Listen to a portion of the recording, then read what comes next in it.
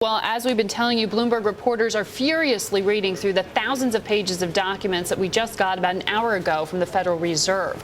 They reveal new details about just who borrowed money from the Fed in the darkest days of the financial crisis in September and October of 2008 in particular. Erik Schatzker is here with me, and I know you've done some reading. What have you found, Erik? Margaret, let's just start by reminding everybody that there are hundreds and hundreds of documents and thousands of pages, so it's kind of like a rip and read situation. You're going with what you've got. And I found a couple of things that I wanted to share with you and the viewers out there. The first is evidence of borrowing at the discount window by Goldman Sachs. And I've got it right here. Remember, we're looking for Goldman just to see how frequently Goldman went to the discount window of the Fed, because they said they'd already. And I do want to qualify everything I say by pointing out that this is preliminary stuff. And I'm just going to show you right here.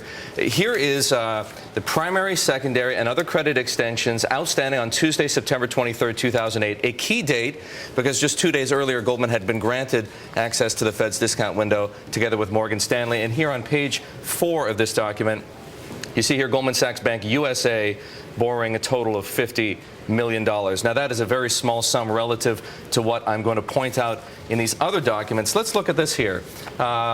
This is actually taken from a document that showed primary, secondary, and other extensions of credit on November the 3rd of 2008. Look at this number, $27.5 billion with a B. And who's this to? This is not to a bank that we recognize, not so much here in the United States. Dexia, this is the Belgian bank, the biggest lender to French and Belgian local governments. And right below it, DEPFA Bank, borrowing, again, this is based on what we can tell right now, $25.9 billion. What was DEPFA? DEPFA was the Dublin-based unit of Hypo Real Estate, the German bank that had to be bailed out by the German government to the tune of 50 billion euros. So many questions arise from this. Why, if in fact this says what we think it says, and I do have to emphasize we're not 100% sure what all these numbers signify, what were these foreign banks doing borrowing extraordinary amounts of money from the Fed? Were we, in effect, in one way, shape, or form, again, I'm just sort of thinking here, bailing out the European banking system? Stabilizing the entire global financial system. Well, we know that the Fed did play a big role by opening up swap lines, dollar-based swap lines to foreign governments, but this is stuff that we've never seen before. And here's just one other document dated September, or at least primary, secondary, and other extensions of credit from the discount window on September the 17th, 2008. Again, 3 names here that you may recognize. Bank of Scotland, this is a subsidiary of the Royal Bank of Scotland, another bank that effectively had to be nationalized, borrowing $5 billion from the discount window.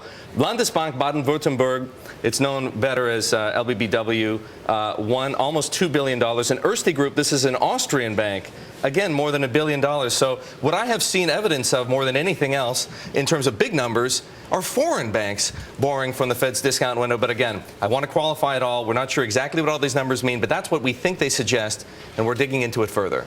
You're digging into it. We're going to have all of our team of Bloomberg reporters also work on analyzing this, chew on it a bit, but it raises all these questions about the role of the Federal Reserve in this country in what is increasingly a globalized financial system. As the Fed's role, we still debate. It's changing. Absolutely. And one last thing to point out. We can't know for sure exactly what all these numbers mean until we get the banks themselves to comment. And that's something we will be soliciting as well. And just quickly, we're not going to see the collateral that they put up, right? There are some collateral reports, but not for the discount window borrowing. It's for the primary dealer credit facility, which was opened up after the collapse of Bear Stearns back in March of 2008. That stuff is the collateral reports, and what we may learn from that may be new in some regards, but we have seen the PDCF borrowing, as it's known. Previously, it came out, I believe, in December. And so the PDCF stuff is not new. The discount window stuff is. Very new. That's what we're trying to find. All right. Thank you very much, Erik.